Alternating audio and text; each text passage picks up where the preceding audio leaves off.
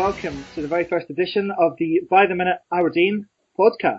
With me tonight, I've got Grant Fiskin and Martin Clunes. Good evening. Good evening. Good evening, Richard. So it's been a pretty successful week in the Aberdeen football world. Pretty remarkable 3-0 win in Croatia on Thursday night, completely against all expectations. Martin and I would have watched it back home. Grant was a lucky one. He was there. So tell us about it. Grant, tell us about your night in Rijeka. Yeah, well, as you say, I certainly didn't speak to anybody who had an inkling that result was coming. The most blindly optimistic person I saw said 2-0 Aberdeen. So I would have been happy with a away goal and a narrow defeat, to be honest. And especially after the first 15 minutes, things were looking a bit dodgy. Rijeka were pinging the ball about really quickly. It was very, very, very hot. And I think the best thing that happened was the water break. I don't know what Derek said at that point, but it seemed to work. They plugged the gaps with Conside and Hayes, which seems to be Rijeka's. They thought the weak link was there. And after the first goal, their heads seemed to drop. And we just seemed more comfortable as the game progressed. And yeah, I mean, as the goals were going in, it was just disbelief more than anything amongst the stands. And to come away with a 3-0 win, well, everybody just seemed so knackered after the game, just a combination of shock and the heat. So probably it almost comes as close to the Groningen game last year, I think, for performance-wise. And well, surely that's enough to be through to the next round. Well, let's not bank on that quite yet. But I think you're absolutely spot on to mention the cooling break. First time I've ever seen that in an Aberdeen game. But yeah, up until that point, we were a bit of a shambles. Fair to say, Martin? Yeah, whatever Derek said during the cooling break, 100% worked. So it's not going to be this sunny and that sunny on Thursday, but hopefully we won't need it anyway. So, but yeah, it was just the cooling break just totally did the business. Derek obviously got in their heads and told them just to sort of keep it calm, and it completely worked. I mean, it seems a bit petty to be complaining about the formation after a 3-0 away win, but it did seem as if it was struggling. Those first 25 minutes, the full-back areas were really, really quite exposed, I thought. Did it come across that way at the game, Grant? Yeah, well, I think even though we'd only played 4 at the back against Skendia in the second leg, I think it was a very similar situation, and I wouldn't be surprised if the Rijeka scouts had seen that. I'm not sure how much. I don't think the formation was wrong as such. I just think Logan and Hayes just maybe had to be a bit more conservative. Certainly Hayes was getting caught far too often, a bit too far forward, and I think once we know Shea Logan likes to bomb forward as well. So. Well, of course, but I think just with the conditions and just settling into the game, I think he maybe should have just held back for obviously that's alien to him as he was still bombing forward in the 92nd minute. But I think definitely having, as I said about the cooling break, I think that's when they said to them, well, look guys, just hold it a bit more, to settle into the game. And pretty much all Rijeka's chances came from those areas, and once that got plugged a bit, they certainly started to struggle as an attacking threat as well. Yeah, very much so. And we definitely grew into the game. Even before the goal, we started to kind of venture up the pitch a bit more than we had been. Just take us back through, Grant. Tell us about the kind of build-up in the city itself, in the town. What sort of atmosphere it was like? About 300 travelling fans, I believe. Yeah, it was really good. Beautiful, beautiful city. Most of the fans were gathered in the main square. I think there was another smaller number had gone up towards the stadium where there were some beaches. And it was known as a really good, positive atmosphere. There was a lot of Croatian police around, but they were pretty much on the outskirts. The one slight disappointment was the fans were misled over the pre-match preparations. We were bussed up to the stadium, or towards the stadium, at 7:30, and we'd been told by the Aberdeen security person that we'd be let off the bus towards a bar beside the stadium, and then we'd be able to walk up. But that obviously wasn't the plan of the Croatian police, and we were all taken to a shipyard, which was something like out of the Green Street movie, or it was extremely bizarre and clearly. Did you start to feel the worst at that point? We started to think we've been done here. I wouldn't be surprised if Croatia police had told Aberdeen something different about what they were planning. So it was. If they told us that was what was happening, it wouldn't have been such a problem. But the fact that nobody had said, and it came as a surprise, and then nobody had water with them really. It was roasting hot, and we had to wait for the police to take us up to the stadium. And then we're in the stadium an hour and a half before kickoff, and all the water that was available at that point was just from a tap at the side of the ground, which wasn't ideal. I'm sure you more than made up for that lack of lubrication post-match, for example. Well, eventually after the hour and a bit we got kept in the stadium, and finally when we got back, so we could have done with a water break at one point in the first half as well. But a very good night, I presume, for the Dandies that were over in Croatia. Oh, absolutely. The result more than made up for that. What time did you manage to get to sleep? I reckon about 2, 3. It's pretty conservative. Well, considering we're back to the airport about 9, so we made that flight, so that's amazing. I mean, going back to the game itself, obviously I was actually doing the feed on Thursday night, and it just went crazy. It just went absolutely crazy. I think everybody who was following shared the same feelings that we've just expressed. Bit of disbelief, bit of, is this really happening? And just a real kind of pride in the performance, because I think after those first 25 minutes, it showed a real experience and a real kind of getting to grips with European football. And maybe it's a bit of a situation like last year, where the 2 games against Riga helped us get through against Groningen. Do you think the 2 games against Ujekenda, as much of a kind of nervy affair that was, actually helped us maybe in Croatia, Martin? Definitely, actually. The 2... there's no secret that the 2 games were pretty terrible, and that's probably we've all seen some terrible games at Pittodrie. Well, Ross County, St Mirren being mostly the opponents, but they were pretty awful. The home leg was a pretty awful 90 minutes, but it's the first couple of games back. Let's just get the show. Basically, it's a case of getting the show on the road, really. But you saw that. I think that after the first 15, 20, 25 minutes, we were a really well-oiled, well-drilled unit, and that showed. The second half, I thought we were phenomenal in the second half, to be completely honest. And three, I don't think 3 really flattered us, to be honest.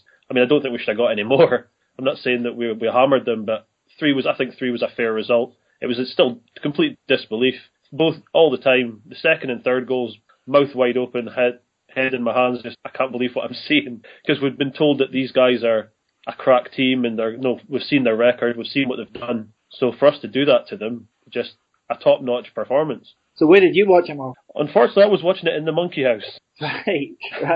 Well, I was in Mark Cameron's tweeting along inside the pub, which was interesting to say the least. Yeah. I think one of those nights that wherever you watched it, I'm sure the atmosphere was pretty good. Well, it was jumping. It was really busy in the Monkey House anyway, and it's one of those things again where it's great watching these type of games, especially when the results like that. You're watching it with a lot of Aberdeen fans.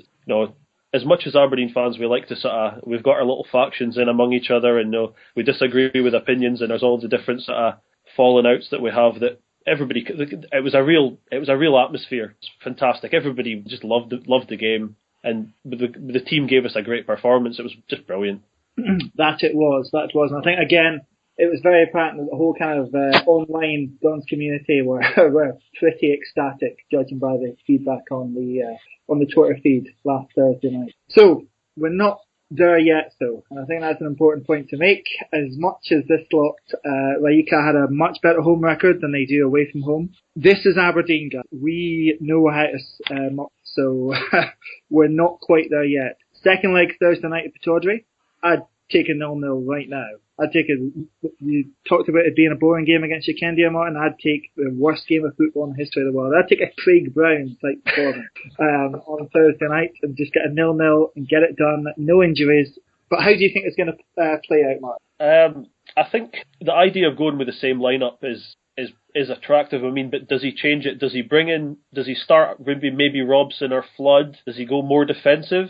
But if we do that, we're sort of inviting them onto us, and they did hit the post at 0-0. Do we want to take that risk? It did feel like the team in the first leg had just the right balance between defence and attack. So, Grant, what are your thoughts? I would be very surprised if he didn't start Flood. I think I'd like to see Shinnie at left wing back, and possibly Flood in central midfield. Maybe Paul and Hayes to make way, having those 2 on the bench if we do need them later in the game when Rijeka are going to have to open up a bit more. I don't think there's any point in going for a goal. I think they should just play as they did in the second half last week, let Rijeka have most of the ball and then try and pick them off. Goodwillie was absolutely superb in the second half with his holding the ball up. He really ran himself in the ground, and I'd like to see him get another chance up top, so I think he could do a similar job. Well, that's what I was going to come on to next, actually. David Goodwillie is a big surprise, at least it was to me, him being selected on Thursday night. Although, in fairness, you could argue that Rooney really kind of played himself out of contention in the 2 games against Shakendia, where he barely saw the ball, which admittedly is not all his fault.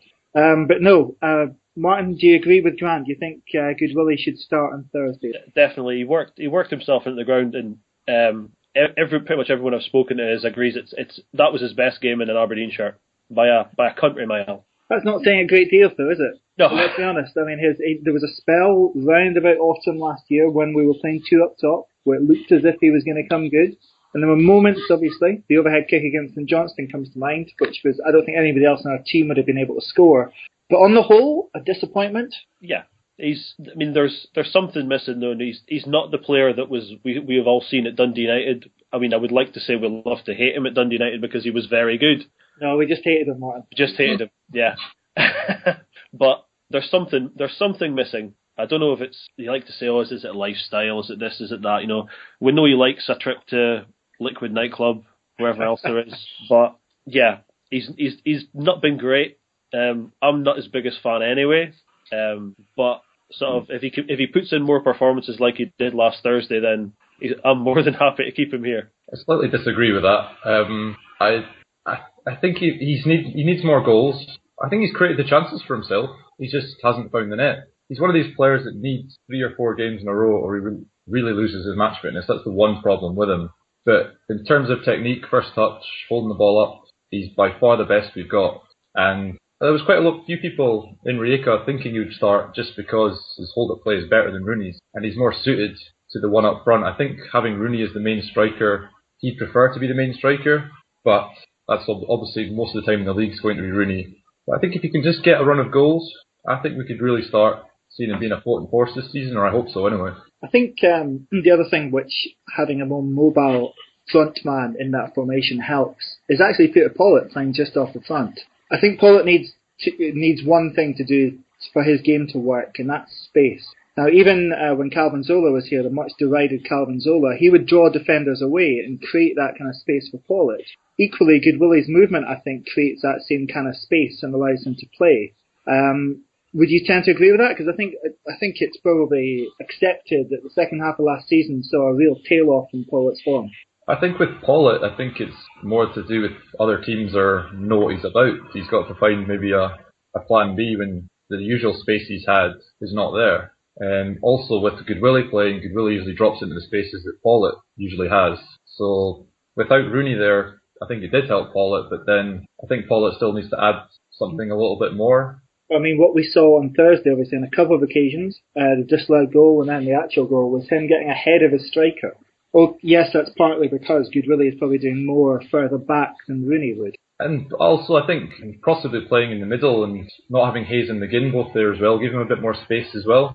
I'd actually like to see McLean and Pollitt kind of playing in more advanced.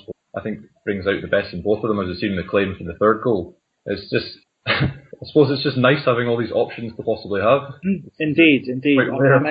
I mentioned Craig Byrne earlier. You think back to the sort of teams we were churning out then. It's night and day. It's night and day. It's a good position to be in, to be moaning about a potential 6-hour travel in the next round of Europa League if we get there. It's whereas before we might have been moaning about a 3-hour trip to get beat by Ayr United in the League Cup or something like that. But so absolutely on the up, tremendous performance last Thursday. And you reckon you guys would be the same as me? You'd take a 0-0, just get the job done on Thursday. Maybe even take a 1-0 defeat and get the job done on Thursday. Yeah. I generally don't think we'll get beat. So obviously they're gonna have to come out. They're gonna have to come out and they're gonna have to go for it. They're probably going to come at us right from the get-go, which is going to leave, as Grant said, there's going to be a lot of space, and I think we'll score. But if it's 0-0, as long as we go through. What about the coefficient, Phil?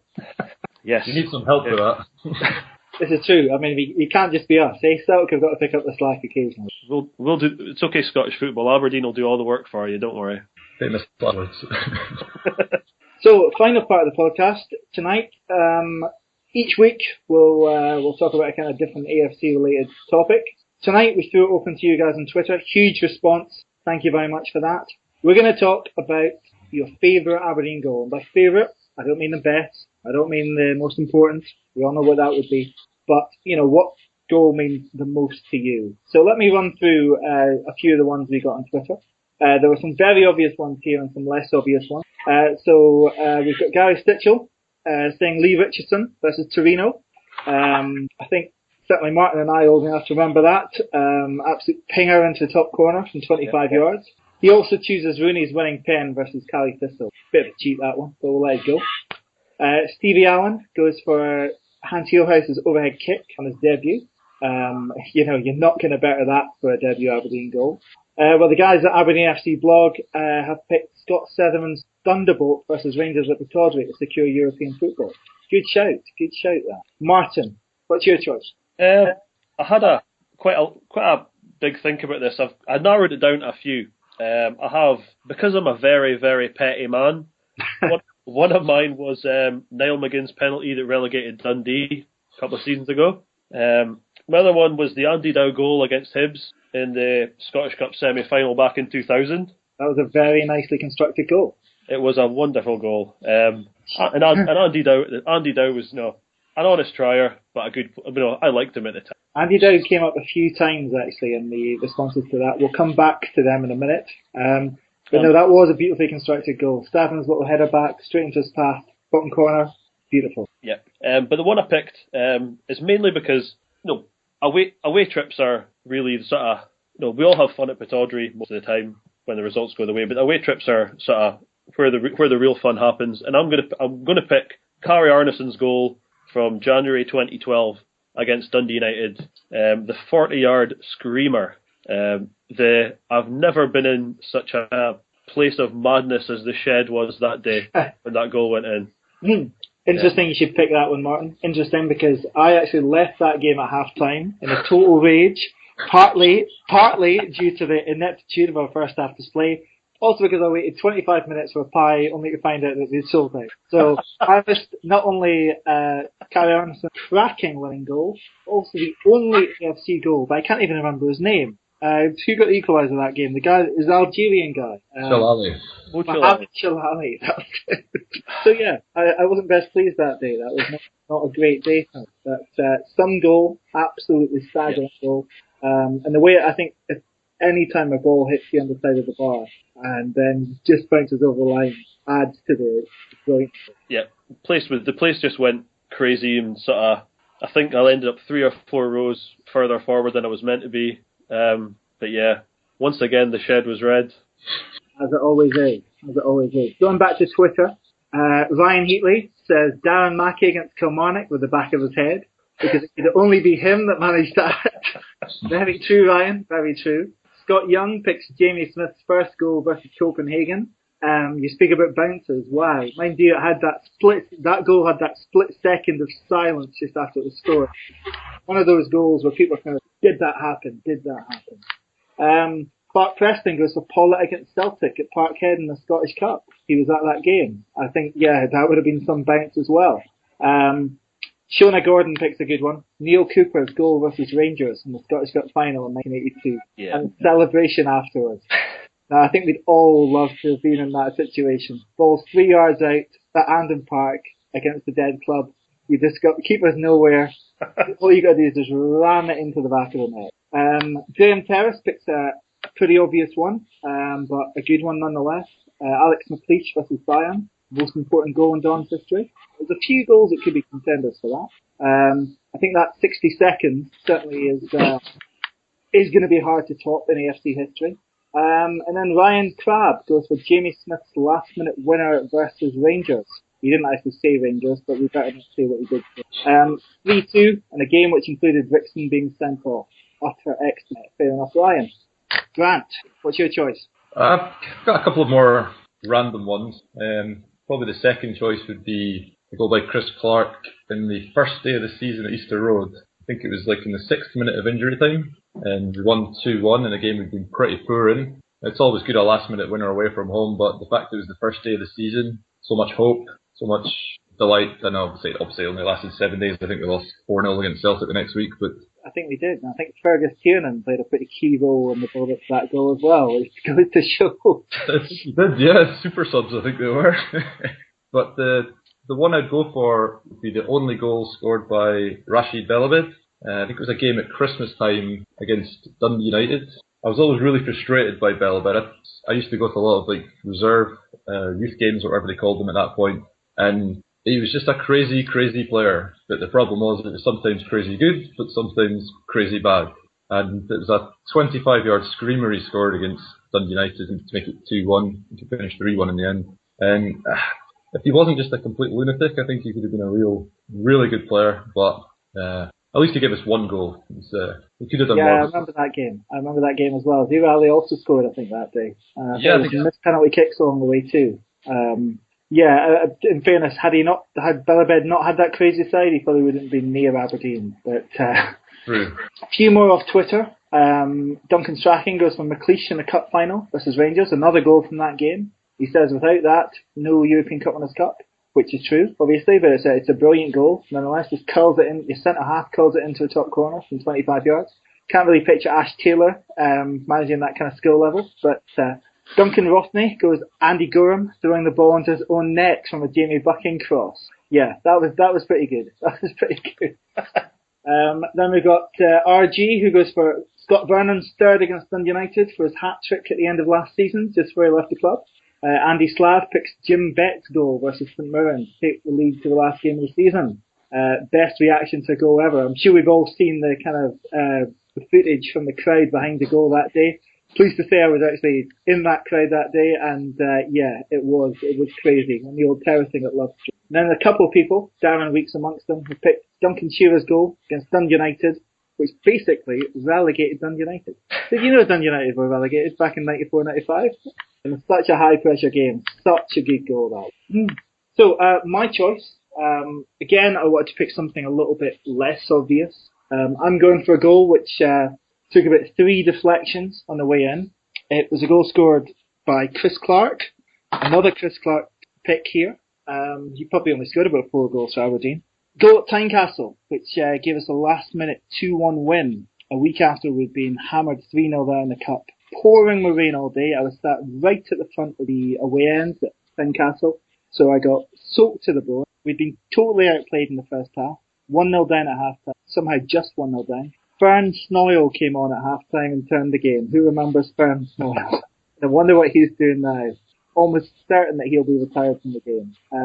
He turned the game. Stephen Presley own goal. Got us back into it 1-1. And then, as I say, Chris Clark's last-minute winner. And the thousands or so Dons fans who'd made the trip for the second time of the week just went crazy. Because that was a season where Hearts were spending ridiculous money and ended up with very little to show for it. Finally, just a few more from Twitter. Mark Kuiper picks Lovell versus Rangers at Pittodrie. I think there was a few Stuart Lovell goals from against Rangers at Pittodrie, in fairness. And Craig Moyer picks Johnny Hayes Thunderbolt versus Celtic, just edging out Jamie Smith's effort versus Copenhagen, as it ended Celtic's long clean sheet record. So that's what Twitter's saying, and that's what we're saying.